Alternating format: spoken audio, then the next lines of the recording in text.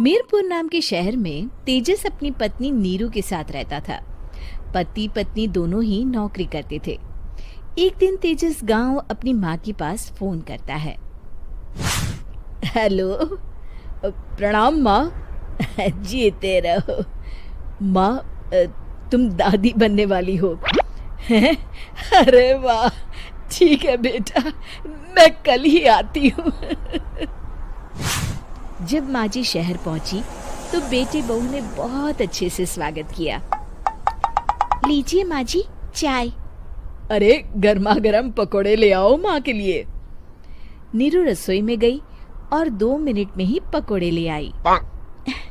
जी ये लीजिए। बहू, जादू से बनाए हैं क्या? अभी तो रसोई में गई थी। यम्मी। माँ जी, शीला रसोई में पकोड़े तल रही है, मैं बस लेकर आई। हे भगवान, मेरा धर्म भ्रष्ट कर दिया तूने। अब तो गंगा जल से शुद्धिकरण करना होगा।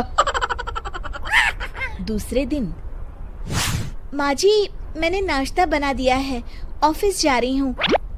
पर अभी तो घर का सारा काम पड़ा है। शीला आती ही होगी, झाड़ू पोछा बर्तन कपड़े वो सब कर लेगी। हमारे जमाने में घर का सारा काम हम ही करते थे। जी माँ जी, आप बहुत होशियार हैं, मैं घर ऑफिस दोनों नहीं संभाल पाती। तो जरूरत क्या है घर से बाहर जाकर चाकरी करने की? वैसे भी घर का काम खुद करने से घर में बरकत आती है, समझी? पर माँ जी। पर वर कुछ नहीं, इस महीने की पगार मिले फिर ऑफिस बंद है। हाँ। रात को नीरू तेजस से कहती है, सुनिए जी, माँ जी बोल रही थी कि मैं नौकरी छोड़ दूं। वैसे ठीक ही तो है, अभी तुम्हें आराम की जरूरत है।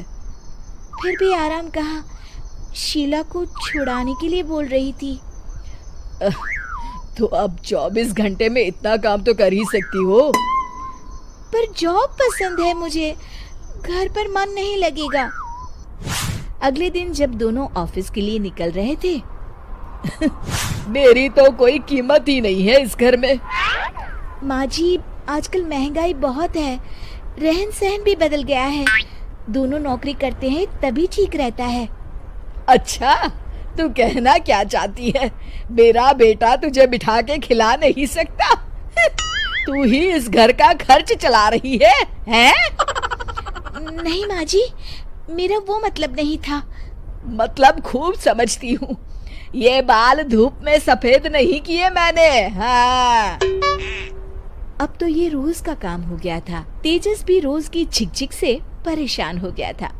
एक दिन उसने कहा, नीरू, वैसे भी तुम्हें मैटरनिटी लीव मिलने वाली है, तो अभी से ही छुट्टी ले लो।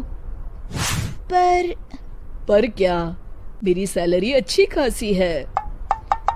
आखिर नीरू ने रिजाइन कर दिया। जब बच्चा हुआ तो घर में सब बहुत खुश हुए। कुछ दिनों बाद तेजस फाइल देख रहा था। क्या हुआ तेजस, कुछ परेशान लग रहे हो? हाँ, वो हमारी जितनी सेविंग्स थी वो तो हॉस्पिटल में और छठी के फंक्शन में खत्म हो गई है नीरू। और अभी वैसे मंदी चल रही है तो मैं बोल रही थी कल मुन्ना को हेपेटाइटिस का टीका लगवाना है। नीरू, क्या पोस्टपोन नहीं कर सकते? नहीं जी, बिल्कुल नहीं। अब तेजस को समझ में आ रहा था कि उससे गलती हुई है। पैसों की कमी का असर घर के माहौल पर भी पड़ रहा था। अगले दिन, बेटा मेरा चश्मा और ये दवाइयाँ ले आना, पर्चा देते हुए माँ जी ने कहा। जी। तेजस, मुन्ना के लिए दूध का डिब्बा और डायपर भी ले आना, और ये किराने के सामान की लिस्ट है, इसे भी लाना है। तेजस गुस्से में लिस्ट मरोड़कर फेंकता है और चिल्लाता है, पैसे क्या पेड़ पर उगते हैं?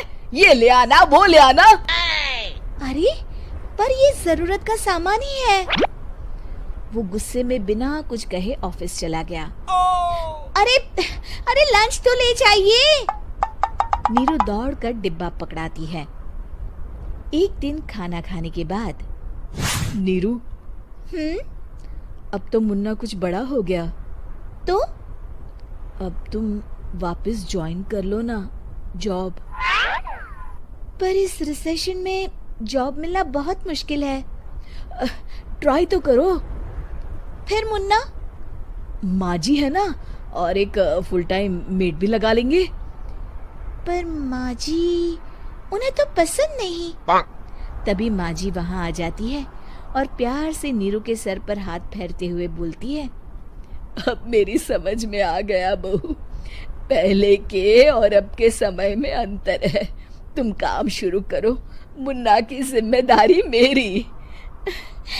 मेरी प्यारी माँ जी। ये कहकर नीरू उनके गले लग गई। शिक्षा, परिवर्तन संसार का नियम है, हमें भी समय के साथ चलना चाहिए। उम्मीद है कि आपको हमारी ये कहानी पसंद आई होगी। कृपया हमारे चैनल को सब्सक्राइब करें और सभी अपडेट्स के लिए बेल आइकन जरूर क्लिक करें। और हाँ, वीडियो लाइक और शेयर करना मत भूलिएगा। Bye bye.